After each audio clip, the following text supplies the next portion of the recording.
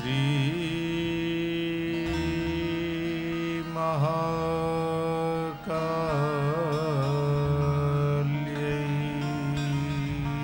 नमः।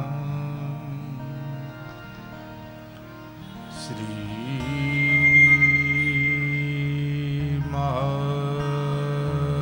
महालक्ष्म्यै नमः। श्री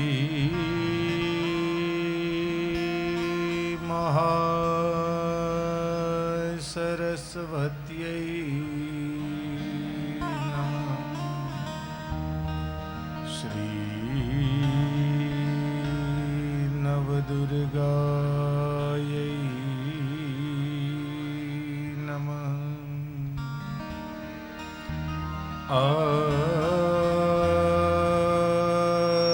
आद्यशक्ति श्री जगदम्बिकायै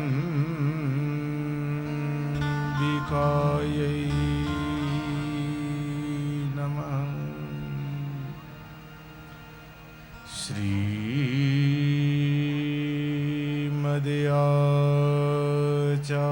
श्रीमद्याचार्य चरणकमलेभ्यो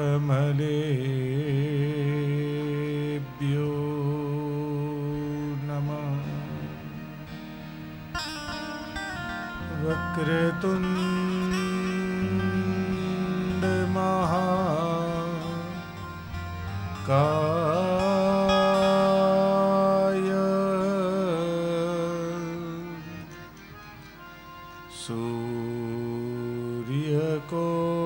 सूर्यकोटि समप्रभ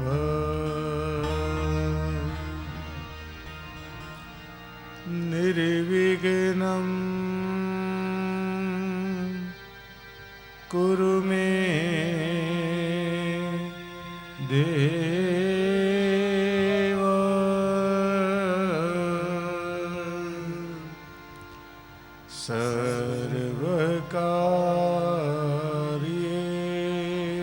सर्वकार्येषु सर्वदा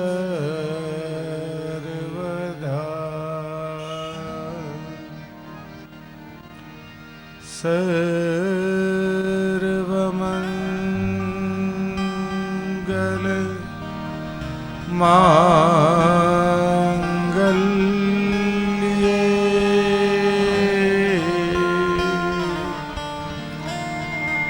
शिवे सर्वार्थ साधिके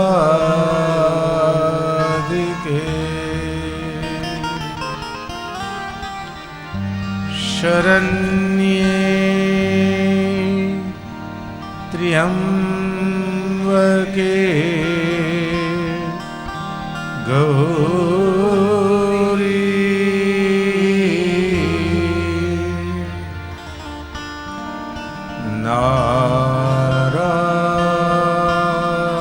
नारायणी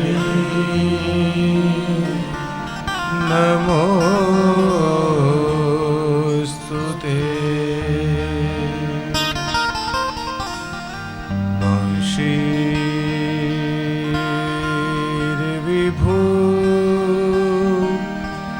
वंशीर्विभूषितकरा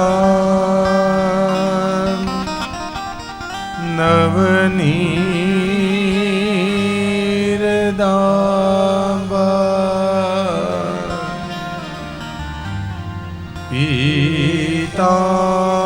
पीताम्बरा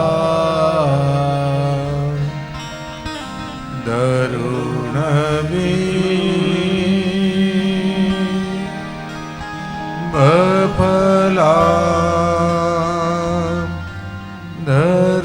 धरोष्ठ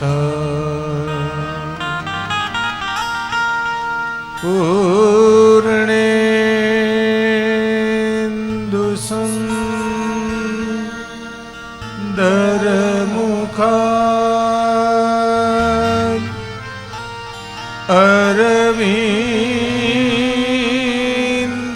अरविन्दनेत्रा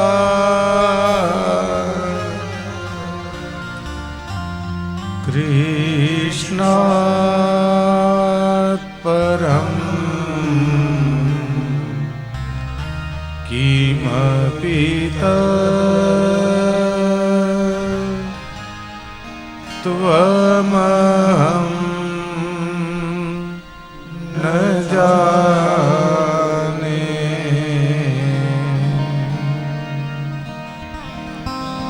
कृष्ण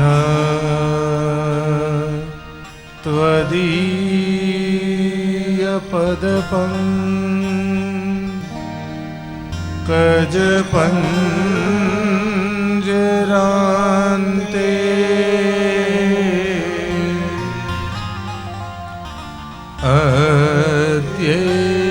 अद्यैव मे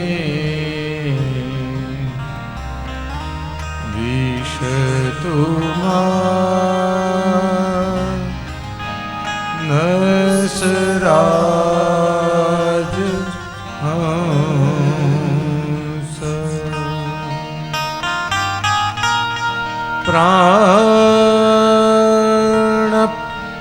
प्राणप्रयाण समये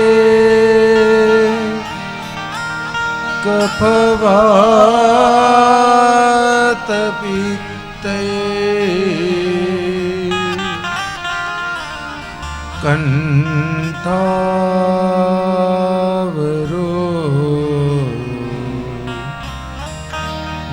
कंठावरोधनविधौ स्मरणं कुतस्ते।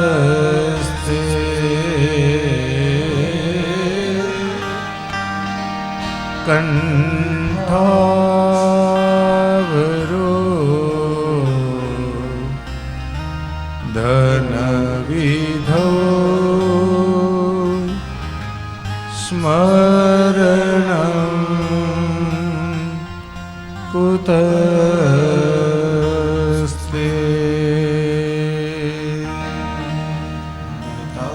ओ माता न बन्धु न दाता न पुत्रो न पुत्री न मृत्यो न भर्ता न विद्या न मुक्तिर्ममेव गतिस्त्वं त्वमेका भवानि।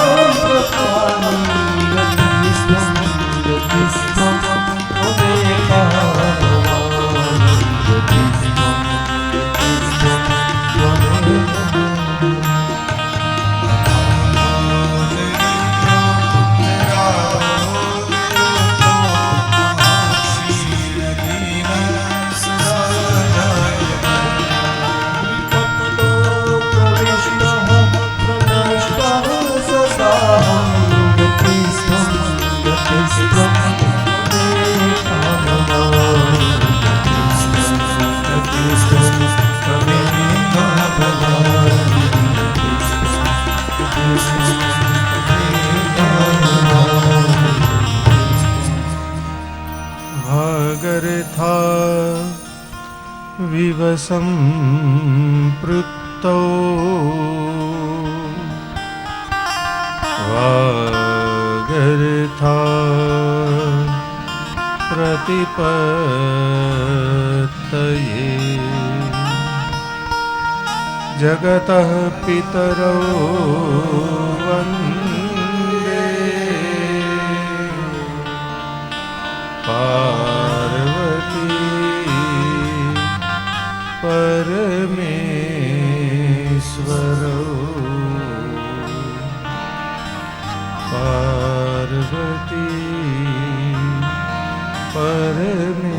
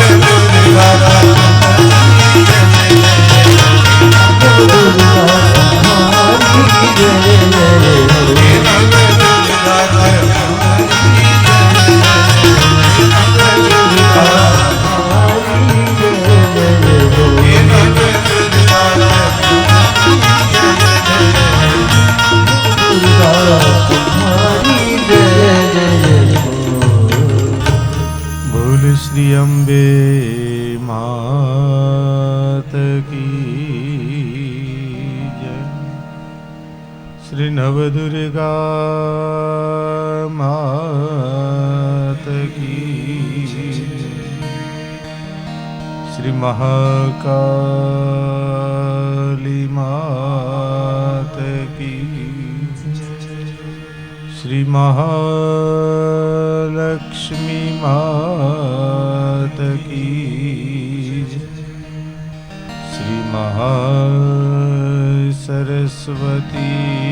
मात की जय। श्री चामुंडा मात की जय। श्री शिकोतेर मात की जय। आद्य शक्ति श्री अम्बे मात की जय। ओम नमः पार्वती पतये हर हर महादेव।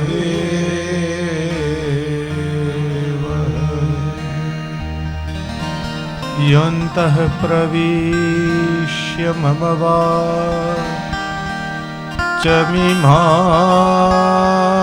प्रसुप्तां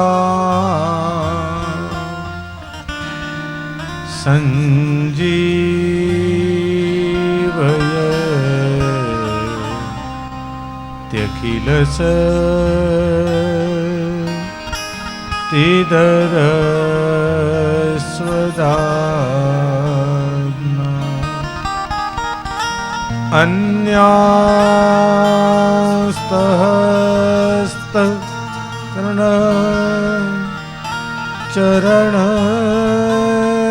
अन्यास्तहस्तचरणत्वगादिन्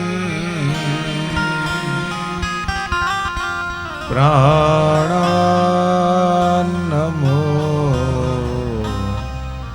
भगवते पुरुषाय तुभ्यं। प्राणान्नमो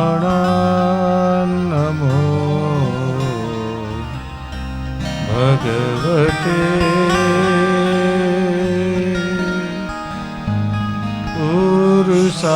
पुरुषाय तुभ्यं।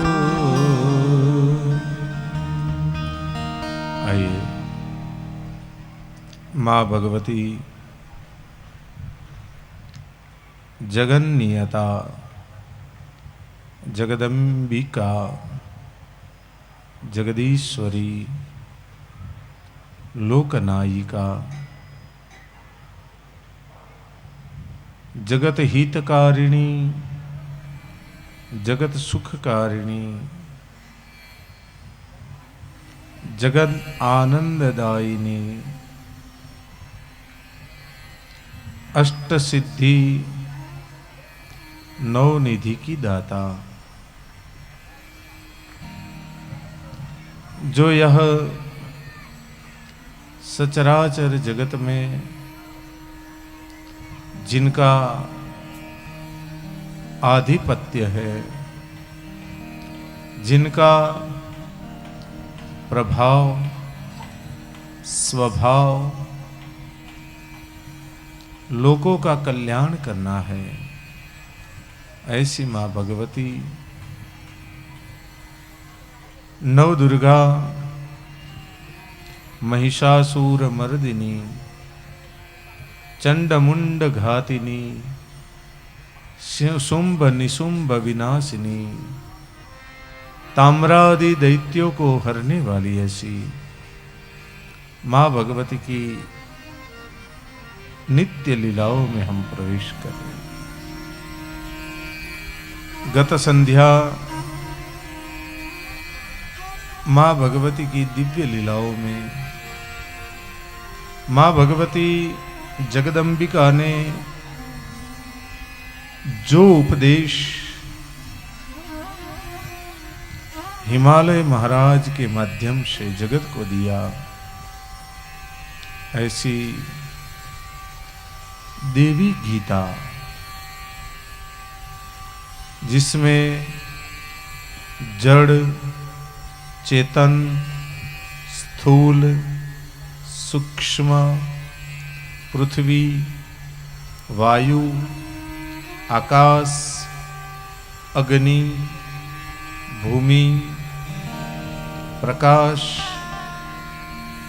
सूर्य, चंद्र, नभोमंडल, गगनमंडल आदि आदि एक एक तत्वों को जानते हुए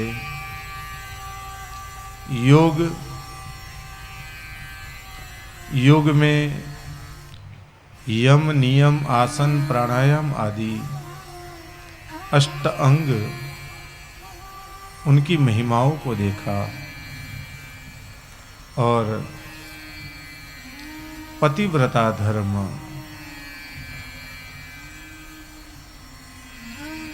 उसकी महिमा जानी। आगे मां भगवती के दिव्य जो चरित्र है उन चरित्रों में हम प्रवेश करेंगे।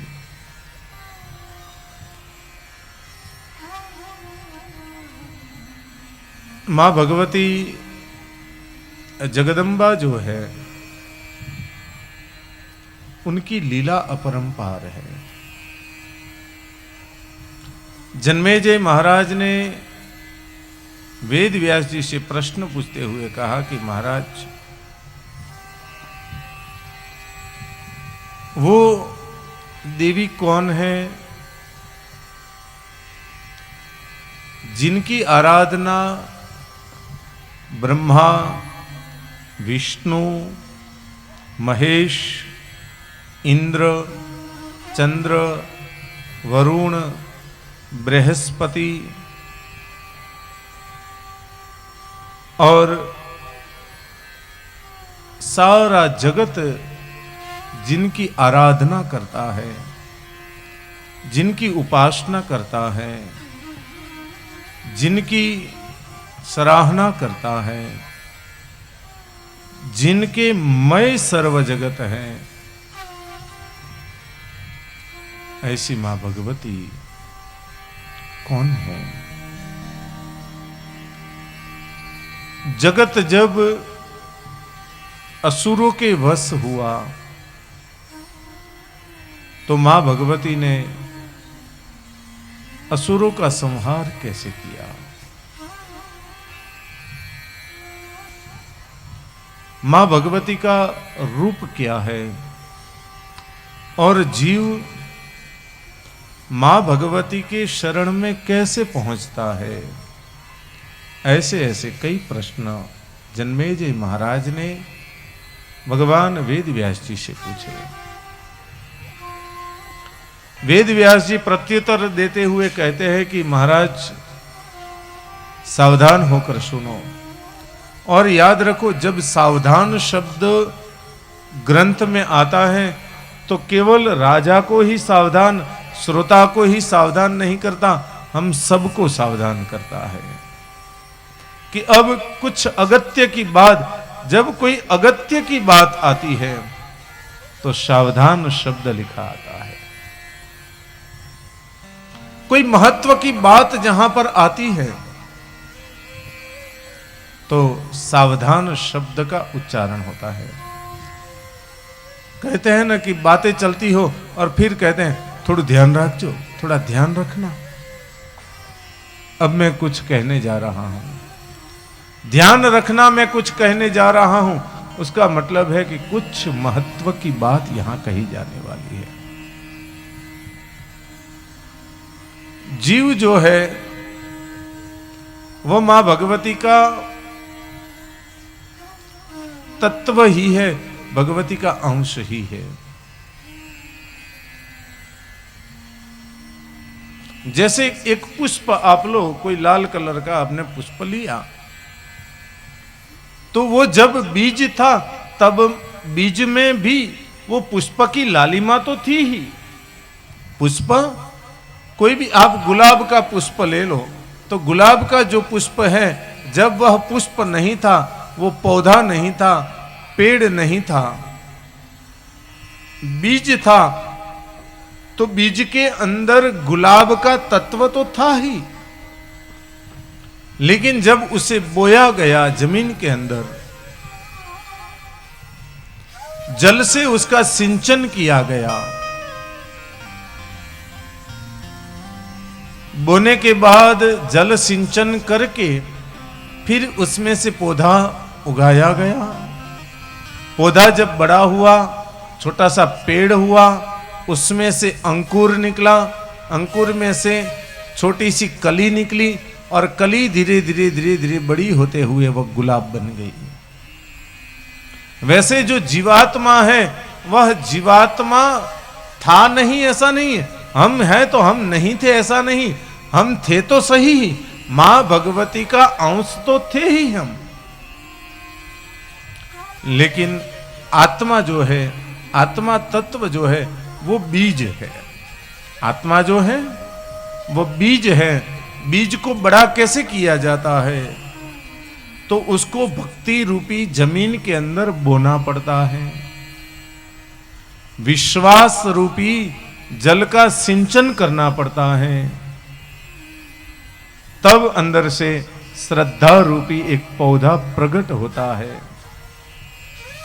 ज्ञान और वैराग्य स्वरूप अंदर थोड़ा सा खाद भी डालना पड़ता है। सत्संग रूपी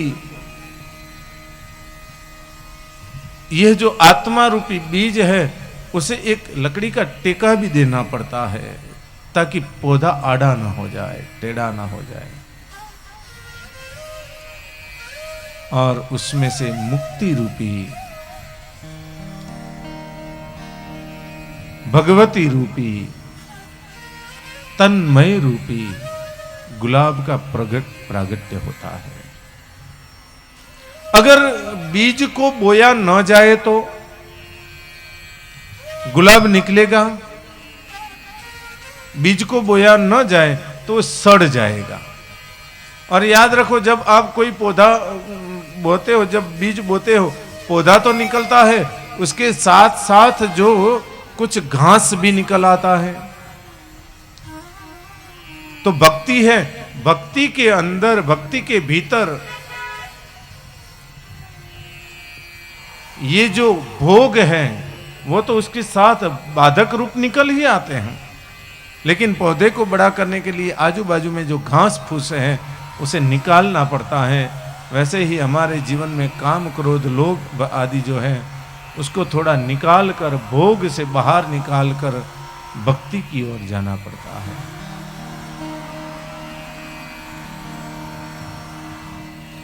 जब इन तत्वों से हम बाहर निकले और भक्ति रूपी भक्ति रूपी जमीन के भीतर आत्म तत्व को बोया जाए, तो उसका फल जो है मां भगवती का चरणार विंद हमें प्राप्त होता है। और उसके लिए क्या करना होगा? ध्यान, एकांत,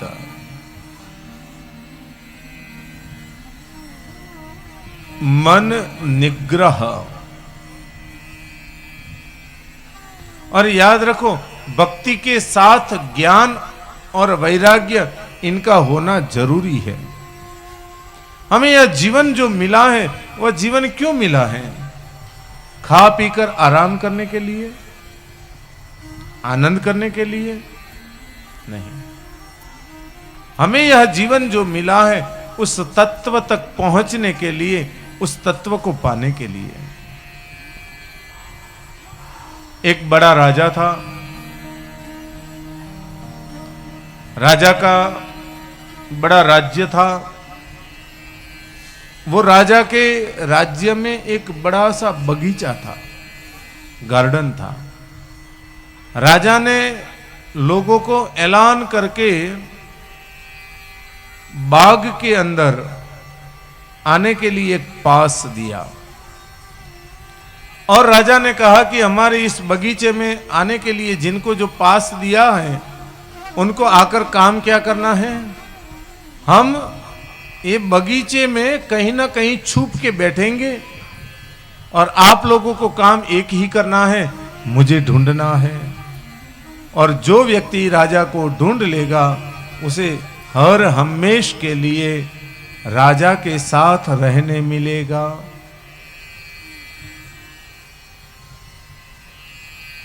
राजा के राज्य में उनको नित्य वास मिलेगा, नित्य स्थान प्राप्त होगा। अब बड़ी कतार लग गई राजा के बगीचे में जाने के लिए।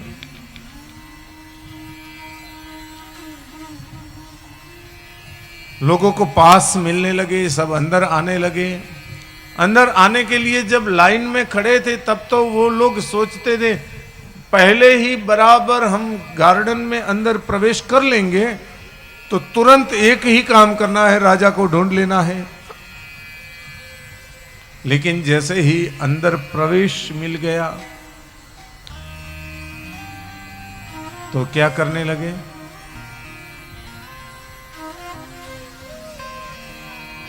उस गार्डन की, उस बगीचे की, उस उद्यान की खूबसूरती में मोहित हो गए।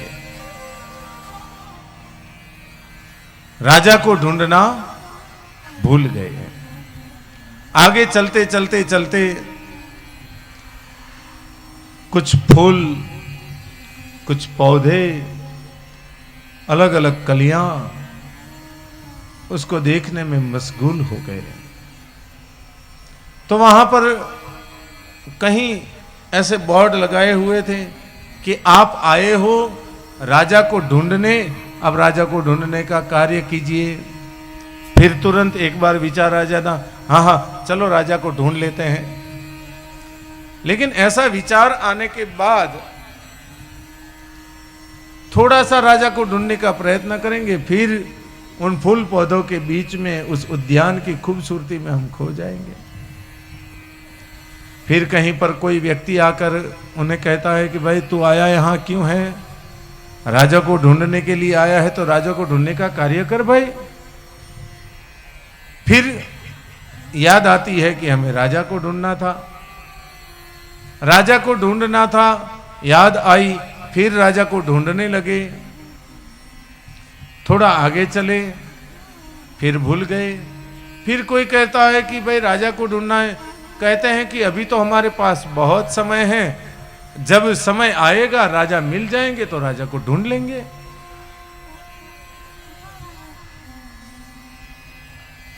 समय बीतता चला जाता है।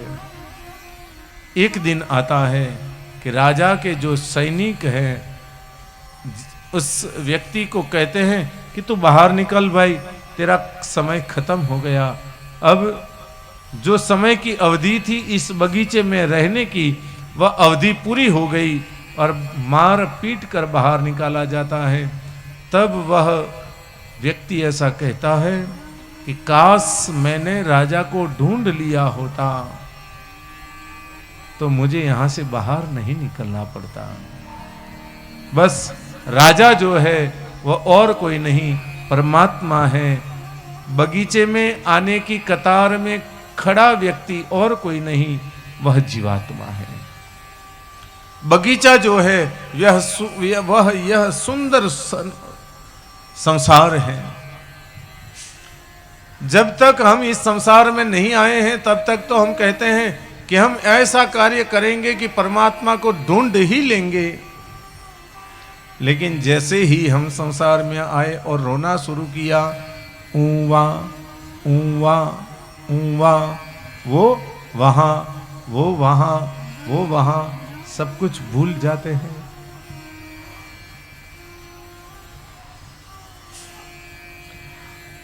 थोड़े बड़े हुए, संसार की थोड़ी माया लगी, हमें काम था राजा को ढूंढना, परमात्मा की भक्ति करना, भगवान को ढूंढना, लेकिन हम भूल गए।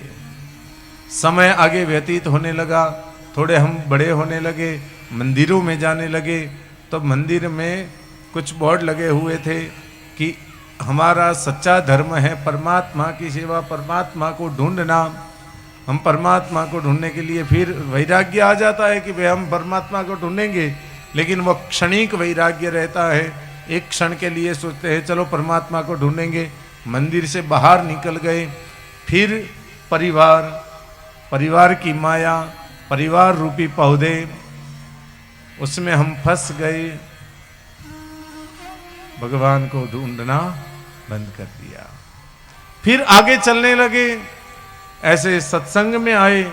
सत्संग में कई बार कहा गया कि हमें वो जन्म मिला है, वह परमात्मा को प्राप्त करने के लिए अमूल्य देह प्राप्त हुआ है। आप परमात्मा को प्राप्त करने के लिए प्रयत्न करें। जब तक सत्संग में बैठे हैं तब तक तो वैराग्य इतना दृढ़ हो जाता है कि नहीं, अब तो हमें भक्ति भक्ति भक्ति और कुछ करना ही नहीं है। लेकिन जैसे ही सत्संग से बाहर निकल गए, बाजार की हवा लग गई, भगवान को ढूंढना बंद कर देते हैं। शादी हुई, परिवार बस गया, कोई कहता है कि चलो भाई अभी सत्संग चल रहा है, कथा चल रही है, चले। अरे ये हमारा थोड़ी ना काम है, बड़े होंगे बूढ़े होंगे तब कथा सत्संग में जाएंगे। ऐसा करते करते समय बीत जाता है। एक दिन आता है, यम के दूत आकर मार पीट कर बाहर भगाते हैं कि भाई तुझे इस संसार में जो समय की अवधि मिली थी, 60 साल, 70 साल, 80 साल, 90 साल, 100 साल, वो अवधि पूरी हो गई, तो चल बाहर निकल। और उस वक्त आत्मा कहता है कि काश मैंने परमात्मा को ढूंढ लिया होता तो मुझे इस प्यारे से संसार में परमात्मा के साथ रहने को मिलता। लेकिन हम परमात्मा को ढूंढ नहीं पाते, और ढूंढ नहीं पाते उसका कारण विश्वास नहीं है। विश्वास होता तो है, लेकिन विश्वास श्रद्धा के स्वरूप में जागृत नहीं होता। एक व्यक्ति हर रोज मंदिरों में जाता, भगवान की पूजा अर्चा करता, सेवा करता, हर पूर्णिमा के दिन मां भगवती के दर्शन के लिए कोई ना कोई तीर्थ क्षेत्र में जाता। किसी व्यक्ति ने पूछा कि तूने कभी भगवान को देखा है? तूने कभी भगवान के दर्शन किए हैं? मूर्ति में तो बहुत देखता है, लेकिन तूने कभी भगवान को देखा है? तो इतने विश्वास से, इतने सालों से तू भगवान के लिए, भगवान के पीछे क्यों भागता रहता है? और जब किसी को देखा ही नहीं तो उसके पीछे क्यों भागना भला? तब उस व्यक्ति ने बहुत सुंदर जवाब दिया कि रात्रि का समय जब होता है, मोहल्ले में जब कोई एक चोर घुस आता है और उसको जब एक कुत्ता देख लेता है तो भौंकने लगता है, और एक कुत्ता जिसने चोर को देखा है वह देखकर जब भौंकता है तो उसको सुनकर दूसरा कुत्ता भी भौंकने लगता है, दूसरे को सुनकर तीसरा कुत्ता भी भौंकने लगता है, तीसरे को देखकर चौथा। ऐसे करके मोहल्ले के आजू बाजू में रहे सारे जो श्वान हैं जोर जोर से चिल्ला चिल्ला कर भौंकने लगते हैं। चोर को देखा तो एक ही श्वान ने है, लेकिन चिल्लाना सारे श्वान कर देते हैं। किस बात पर? जिसने उस चोर को देखा है उसके ऊपर विश्वास है कि नहीं, चोर आया है, और उसके विश्वास को देखकर सारे श्वान भौंकने लगते हैं। अगर श्वान दूसरे श्वान के ऊपर, एक कुत्ता दूसरे कुत्ते के ऊपर विश्वास रख के पूरी रात भौंकता रहता है, तो हम तो मनुष्य हैं। मीराबाई ने, नामदेव जी ने, तुकाराम जी ने, नरसिंह मेहता ने, हमारे संतों ने परमात्मा को देखा है, और उनका जो विश्वास है, उनके विश्वास के ऊपर हम भगवान की भक्ति नहीं कर सकते भला?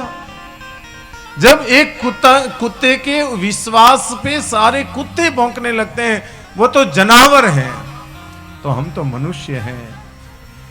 किसी संतों के द्वारा देखे गए परमात्मा का दर्शन करने के लिए भला हम क्यों प्रयत्न न करें। विश्वास विश्वास होता है, श्रद्धा को प्रकट करनी पड़ती है। जब श्रद्धा और विश्वास एक हो जाते हैं तो वह शिव और पार्वती बन जाते हैं।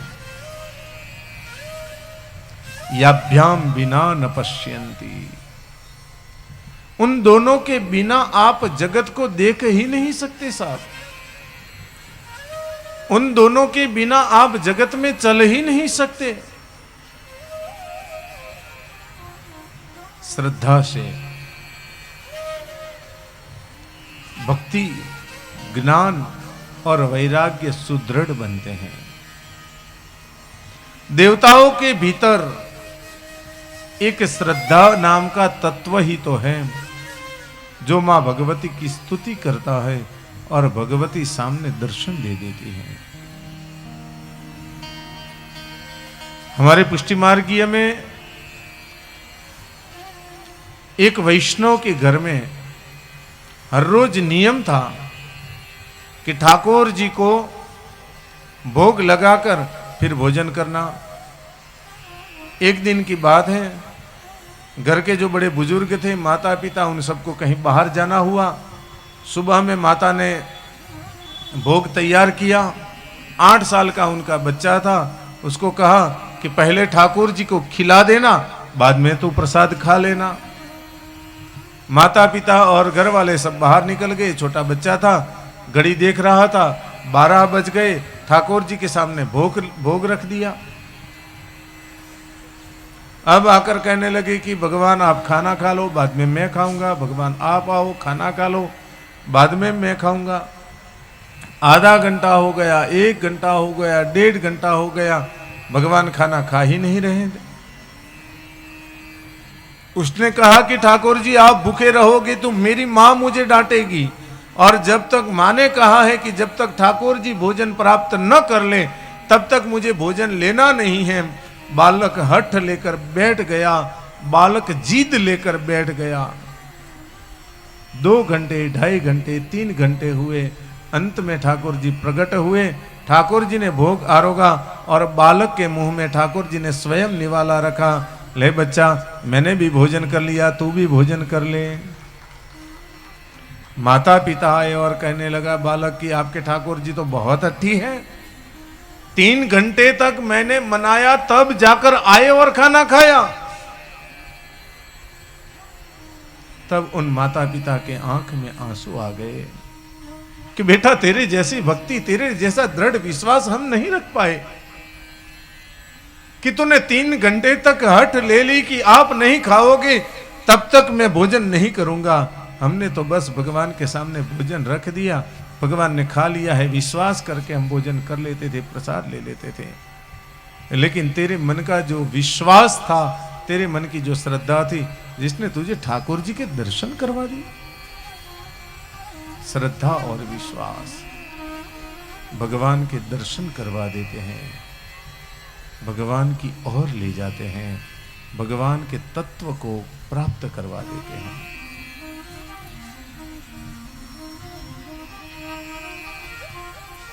श्रद्धा विश्वास रूपिणौ। देवताओं के मन में एक ही दृढ़ विश्वास है कि जब जब हमें कोई कष्ट आएगा, मां भगवती जगत जननी जगन्नियता हमारी रक्षा करेगी। और मां भगवती ने भी वचन दिया हुआ है कि हे देवतागण, हे मानवगण, जब जब आपको हमारी जरूरत पड़े आप मुझे पुकार करें, मैं आपके सामने चली आऊंगी। हमें बस पुकार करना होता है, बुलाना होता है, याद करना होता है। भीड़ पड़ी जब भक्त पुकारे, दूर करो दुख हमारे। भीड़ पड़े और भगवान को याद करो, मां भगवती को याद करो, आपके सारे दुख दूर कर देगी मैया। और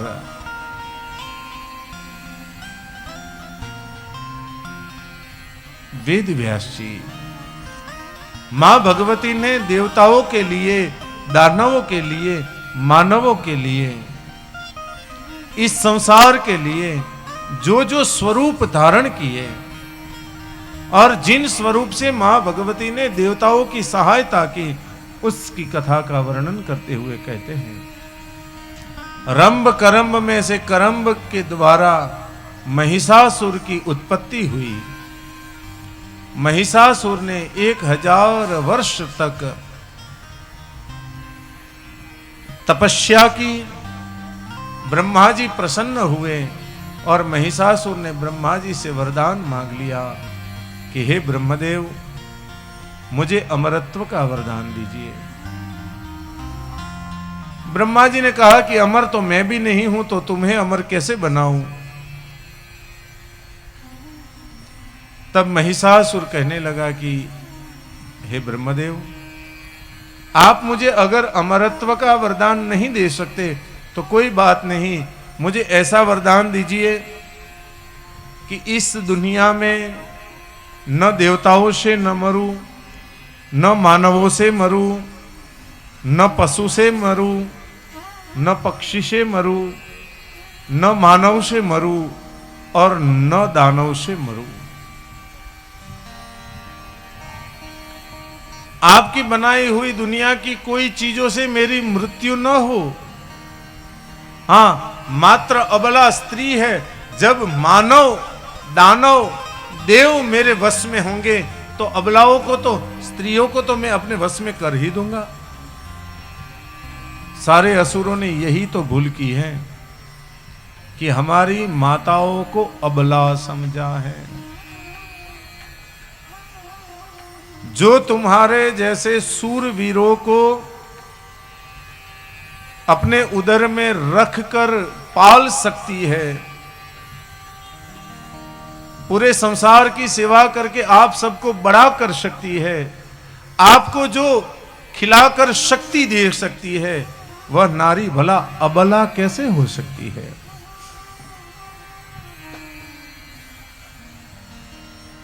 दानवों की एक एक, महिषासुर ने वरदान मांगा तो उसने यही कहा कि स्त्री तो अबला है, बस वो मेरा कुछ नहीं बिगाड़ सकती।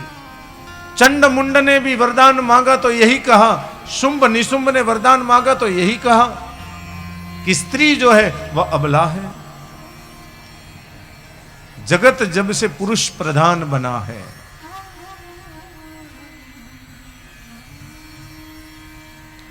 माताओं को आगे न आने देने के लिए प्रयत्न करता रहा है, लेकिन आज का युग है, कानूनन और आर्थिक हमारी माताएं सबला हुई हैं। बस सामाजिक दौर पर हमें थोड़ा सा आगे बढ़ना है, माताओं को सशक्तिकरण बनाना है। और जब इस दुनिया की एक स्त्री शक्ति को धारण करती है तो झांसी की रानी भी बन सकती है साहब। स्त्रियों में ऐसी शक्ति मां भगवती ने दी है कि वह खाना बनाकर परोस भी सकती है, अग्नि के चूल्हे के ऊपर खाना बना भी सकती है और उस अग्नि से इस संसार में आग लगा भी सकती है। हनुमान जी ने पूरी लंका में जो आग लगाई, वो पूंछ जो थी, वो पूंछ क्या थी? वो शक्ति ही तो थी, वो मां भगवती तो थी।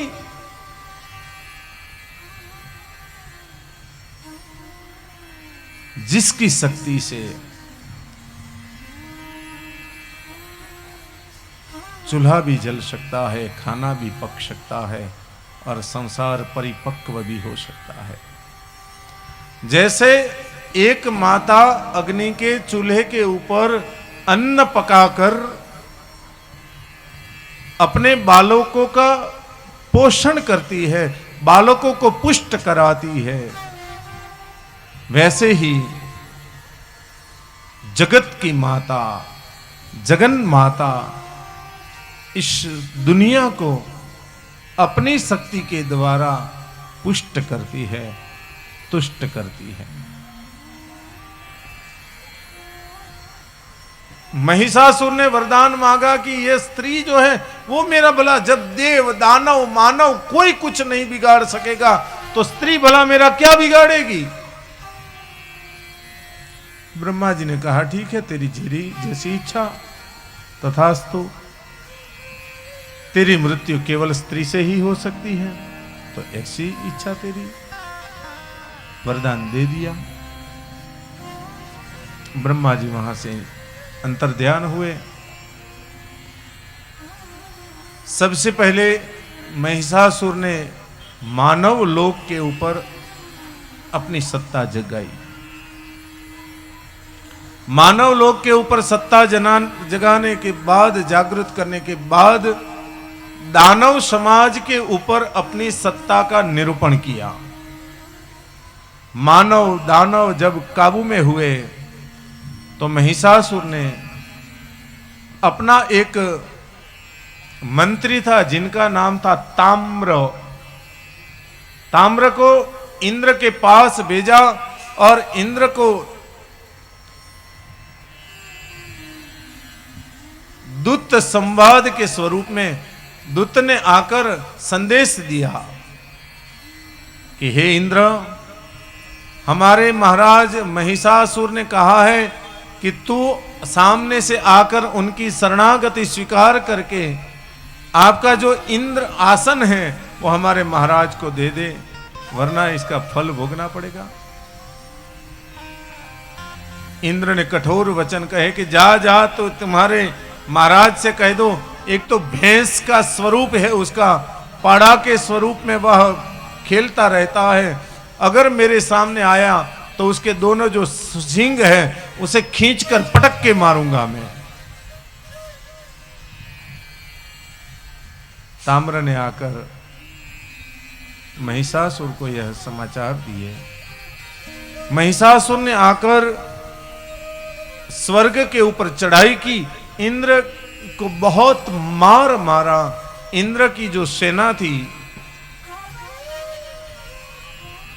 सारी सेना पराजित हो गई। भयंकर युद्ध हुआ, सेना पराजित हुई, भीषण युद्ध हुआ। इंद्रादि देवता स्वर्ग को छोड़कर भाग गए, ब्रह्मलोक में आए। वहां से ब्रह्मा जी लोक को लेकर भगवान के विष्णु लोक में आए, विष्णु परमात्मा की प्रार्थना की। भगवान विष्णु, भगवान शंकर, इंद्र आदि देवताओं की सहायता करने के लिए महिषासुर के साथ युद्ध करने के लिए आए। 1000 वर्ष तक महिषासुर के साथ भगवान विष्णु और शिव जी ने युद्ध किया, पराजित नहीं हुआ। अब महिषासुर को मारने के लिए क्या हो सकता है? सारे देवताओं ने ब्रह्मा जी से कहा कि हे ब्रह्मदेव, यह असुर मर क्यों नहीं रहा है? ब्रह्मा जी ने कहा कि असुर को वरदान है कि कोई स्त्री शक्ति के अलावा इस जगत में कोई मार नहीं सकता। इंद्र आदि देवता, ब्रह्मा, विष्णु, शिव आदि सारे देवतागण मां भगवती के शरण में आए, मां भगवती की स्तुति करने लगे, मां भगवती की प्रार्थना करने लगे।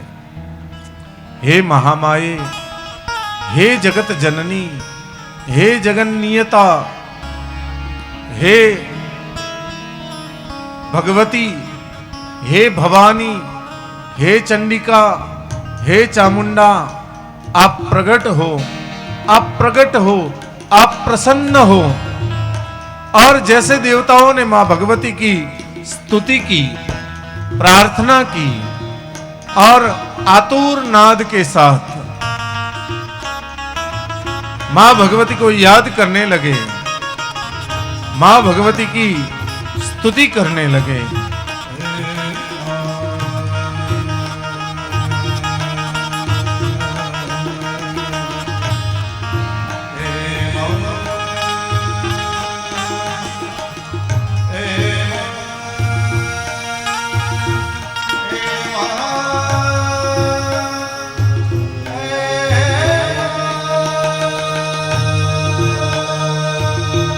प्रकट हो, आओ मां, रक्षा करो।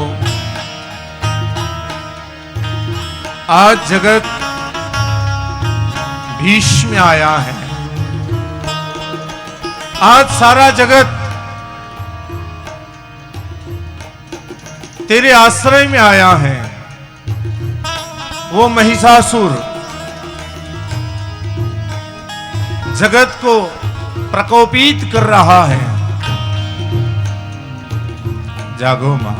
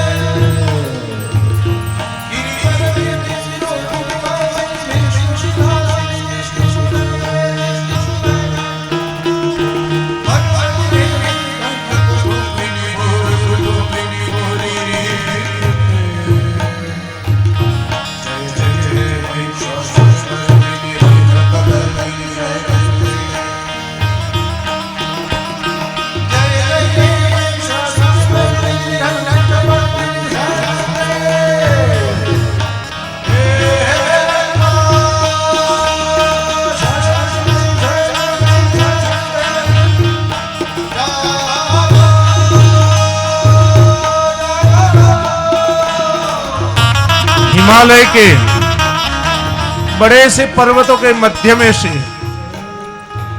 मां भगवती सिंहारूढ़ा सिंहासनी होकर मां भगवती प्रकट हुई। 2 भुजा, 4 भुजा, 8 भुजा और 10 भुजा, 16 भुजा और 18 भुजा।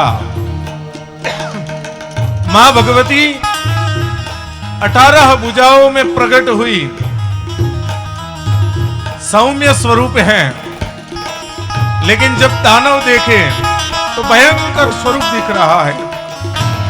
और मां भगवती प्रकट हुई है यहां पर।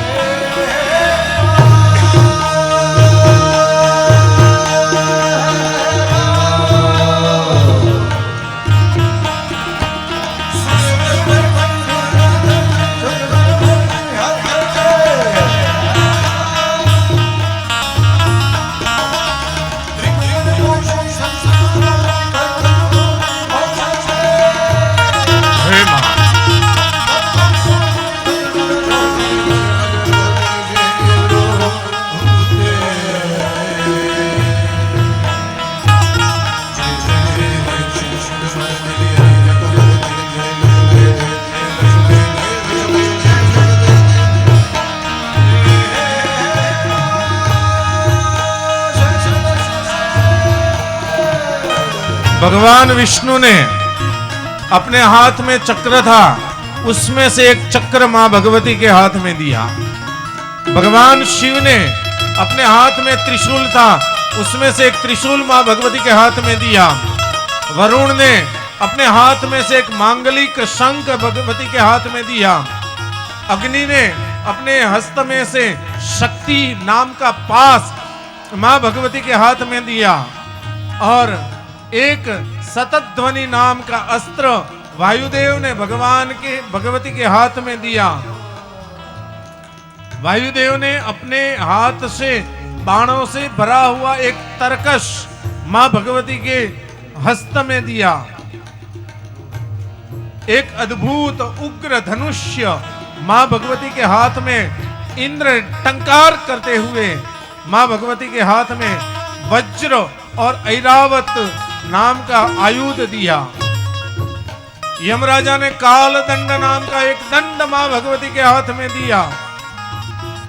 ब्रह्मा जी ने कमंडलू, वरुण ने पाश, साक्षात काल ने ढाल और तलवार, विश्वकर्मा ने तीक्ष्ण धार वाली फरसी, कुबेर ने मदिरा से भरा हुआ मधुपात्र मां भगवती के हाथ में दिया और मां भगवती उन देवताओं के सामने मधुपान करने लगी, मदिरपान करने लगी और मदिरा पान करते करते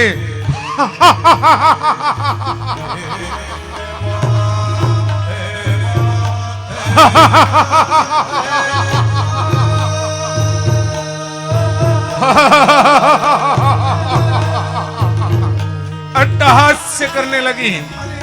और जैसे मां भगवती ने अट्टहास्य करना शुरू किया, हास्य की जो ध्वनि है जगत के अंदर फैलने लगी।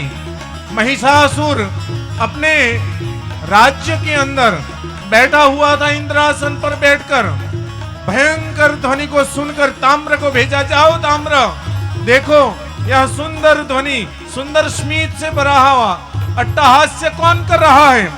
ताम्र आया मां देवी के साथ पास। मां देवी अष्टभुजा वाली भयंकर स्वरूप में लेकिन सुंदरी, और ताम्र ने आकर कहा कि देवी आप इतनी सुंदर हो, आप आओ हमारे राजा महिषासुर की पत्नी बनो, आप राज करोगी। ताम्र को कहा कि जाओ तुम्हारे महाराज को कह दो कि आकर पहले मुझसे युद्ध करें। ताम्र आया, महाराज ने कहा, ताम्र के साथ में महाराज ने, महिषासुर ने बास्कल और दुर्मुख नाम के दो असुरों को मां भगवती को खींच कर लाने के लिए भेजा। मां भगवती ने भयंकर त्राण निकालकर मां भगवती का जो शेर था वो जोर से चिल्लाकर सामने आया।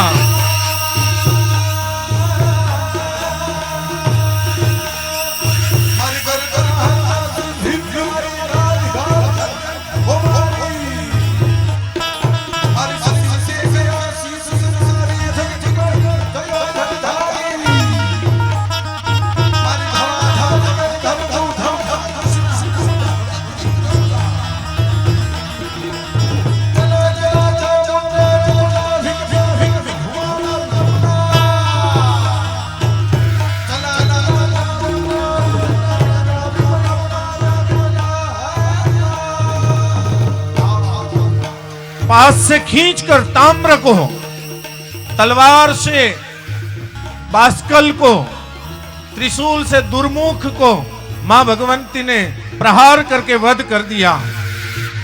जब ताम्र, बास्कल, दुर्मुख मारे गए, जब संदेश मिले महिषासुर को, महिषासुर ने आगे किया चिक्षुराक्ष को, ताम्राक्ष, असिलोमा और विडालाक्ष, चार असुरों को मां भगवती को खींच कर लाने के लिए भेजा। मां भगवती ने अपने हाथ में जो चक्र था उस चक्र से चारों असुरों का वध कर दिया। जब चार असुर मारे गए तो भयंकर त्राण पाड़ते हुए, चिल्लाते हुए, चीखते हुए, ये ऐसी कौन सी नारी है जो मेरे सारे असुरों को मार रही है। भयंकर रूप लेकर मां भगवती के सामने महिषासुर प्रकट हुआ। मां भगवती और महिषासुर दोनों के बीच में बड़ा भयंकर युद्ध होने लगा। कभी उछाल मार के भयंकर स्वरूप के अंदर महिषासुर मां भगवती के ऊपर आता तो मां भगवती शीख को ऊपर करके शेर गर्जना करता मां भगवती ने शेर को ऊपर किया, शेर ने एक पंजा महिषासुर के मस्तक में मारा। जहां चक्कर आने लगे, मां भगवती ने दोनों सींग को पकड़कर महिषासुर को अपने काबू में किया। शेर जोर जोर से गर्जना करने लगा। मां भगवती क्रोध के आवेश में भयंकर स्वरूप में प्रकट हुई।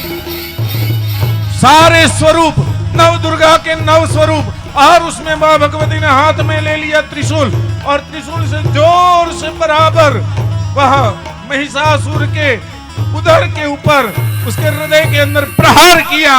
भयंकर चीख करते हुए, चिल्लाते हुए, मारा मारा मारा करते हुए महिषासुर पड़क गया। मां भगवती ने महिषासुर के प्राण ले लिए। देवतागण वहां पर आए, मां भगवती को हाथ जोड़ के विनंती करते हुए मां भगवती की स्तुति करने लगे।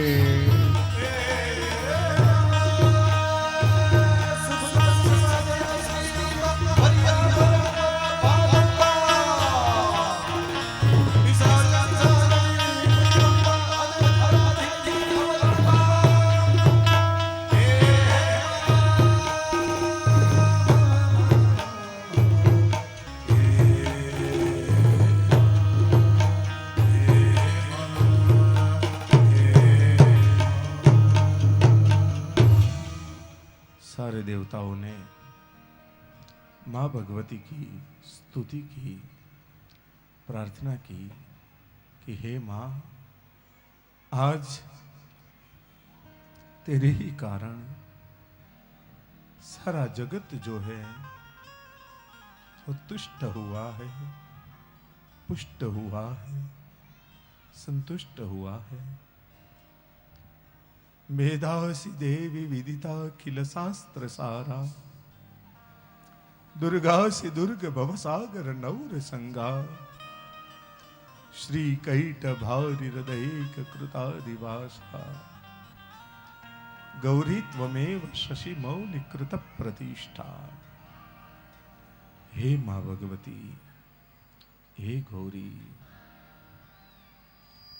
त्वमेव केवलम प्रतिष्ठिता।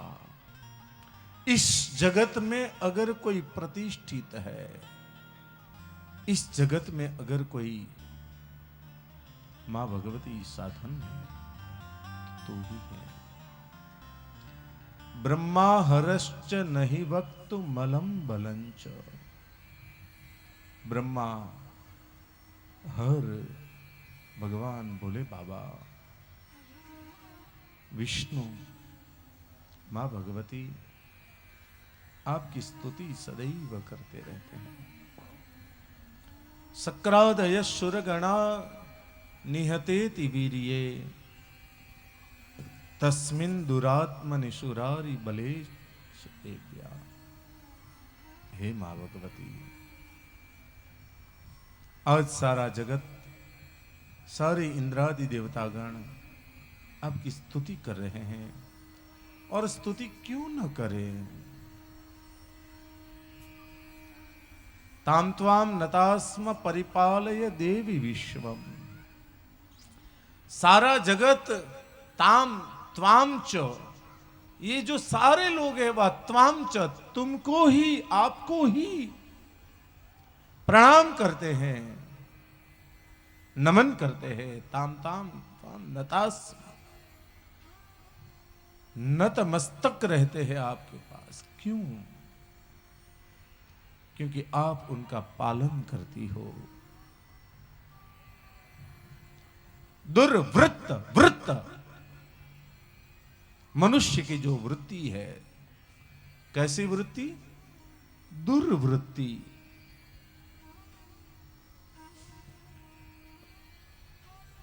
जिनके अंदर वृत्ति पशु तुल्य रहती है, उनकी पाशु वृत्ति जो है, पशु वृत्ति है, उनकी सारी पशु वृत्ति का है मां भगवती तुम नाश करती हो। दुर्वृत्त वृत्त शमनम तव देवी शीलम। आपके शील के द्वारा, आपकी करुणा के द्वारा मां भगवती आपका वो स्वरूप हमें अभी भी याद है कि जब गर्जना करते हुए महिषासुर आपके पास आया तो आपने तुरंत उसे पकड़ के जकड़ के मारा नहीं। पहले कहा कि तुझे जितनी गर्जना करनी है कर ले, गर्ज गर्ज क्षणम मूढ़ मधु यावत पिबाम्यहम्। मेरा काम है करुणा करना। और मां भगवती आपने करुणा करने के लिए उस दुष्ट को मौका देते हुए कहा कि जब तक मैं मधुपान कर लेती हूं तब तक तुझे जितनी गर्जना करनी है कर ले।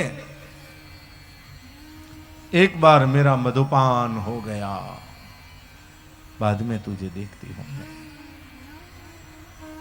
और मधुपान करते करते मां आपने क्या किया, उसको गर्जना जितनी करनी थी उतनी गर्जना उसने की। और उन गर्जनाओं के माध्यम से मां भगवती तो आपने उनका सारा जो अहंकार था वह पहले खींच लिया।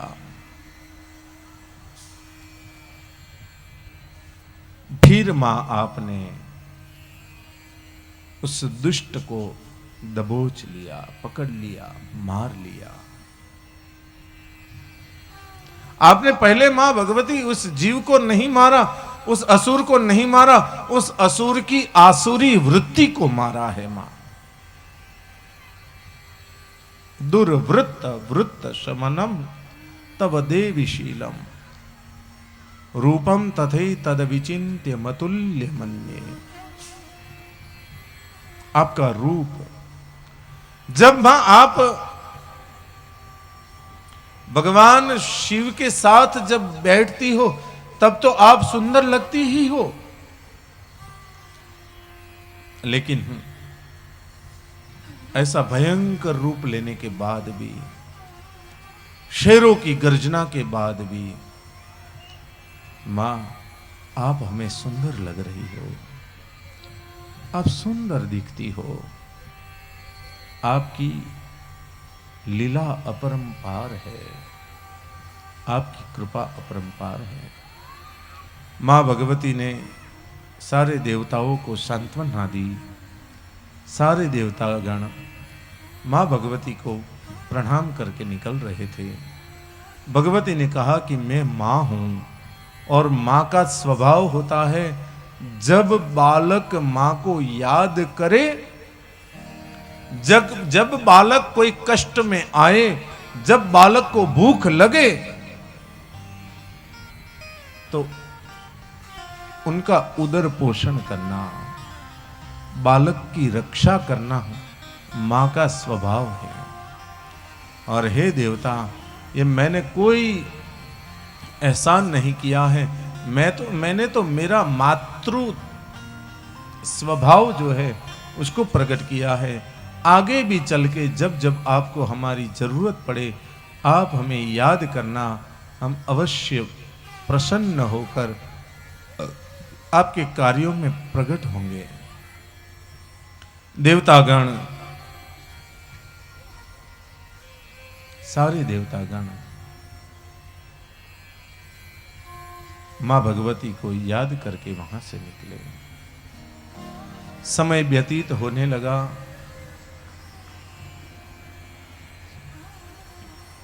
महिषासुर मारा गया तो करंब महिषासुर के पिता थे, जो कि अग्नि में जलकर भस्म हुए और रक्त बीज के स्वरूप में प्रकट हुए थे।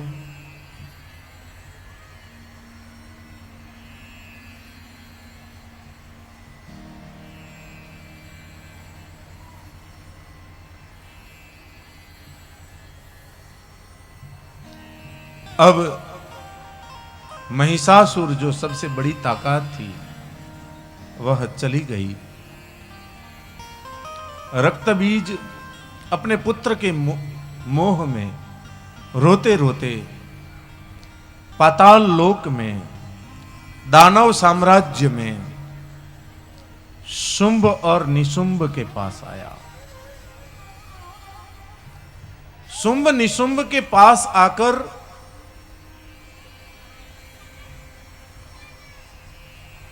उनसे कहने लगा कि हे दानवराज, आपका भयंकर एक सिपाही, आपका एक महारथी, आपका परम मित्र कोई स्त्री के द्वारा मारा गया है। बेटा मस्ती मत करो, सब बैठ जाओ उधर। मस्ती करनी है तो बाहर चले जाओ।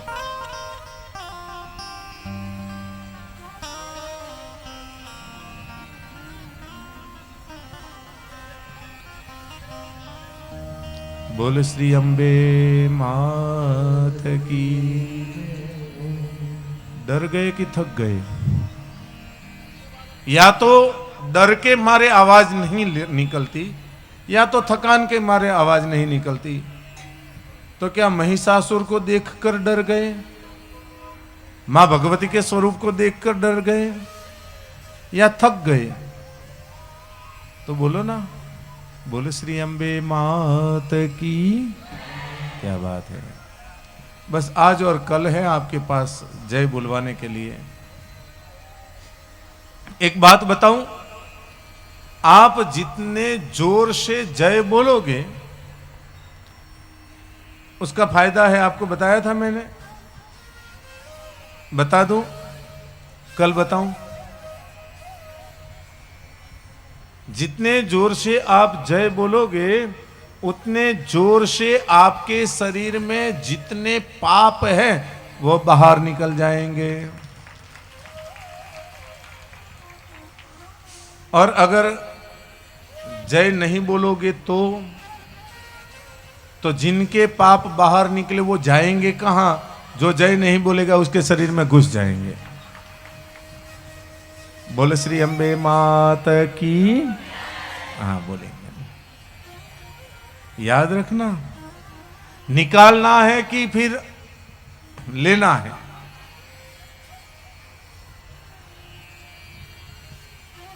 प्रेम से जय बोलो। जय और नमः यह शब्द बार बार बोलने चाहिए।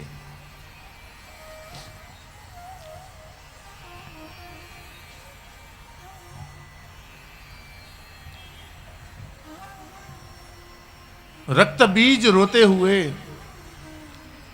शुंभ और निशुंभ के पास आए। शुंभ निशुंभ ने सबसे पहले इंद्र को पराजित करना है, और शुंभ निशुंभ ने जाना है कि कोई ऐसी शक्ति थी, कोई ऐसी स्त्री थी जिसने महिषासुर को मारा है। तो ऐसी स्त्री कौन है, ऐसी शक्ति कौन है, यह जानने के लिए वरदान मांगा ब्रह्मा जी से। 1000 वर्ष तक तपस्या की, और तपस्या से जब ब्रह्मा जी प्रसन्न हुए तब उन्होंने भी यही कहा कि दानव से, मानव से, पशु से, पक्षी से किसी से न मरूं, केवल एक मात्र स्त्री है जिससे हमारी मृत्यु हो। उनको जानना है कि वो स्त्री कौन है, ऐसी शक्ति कौन है, ऐसा प्रभाव कौन है।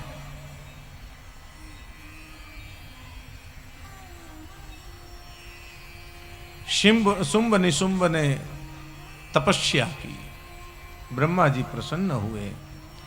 पाताल में से वे आ गए धरती पर, मानवों को पीड़ा कर देने लगे। मानव को अपने साम्राज्य में वशीभूत किया। स्वर्ग में आए, इंद्र आदि देवताओं के ऊपर चढ़ाई की, और इंद्र आदि देवताओं को भी अपने वशीभूत किया, अपने वश में लिया। इंद्र आसन से विमुख हुआ। सारे देवता मिलकर, अब तो एक ही सहारा था, मां भगवती का।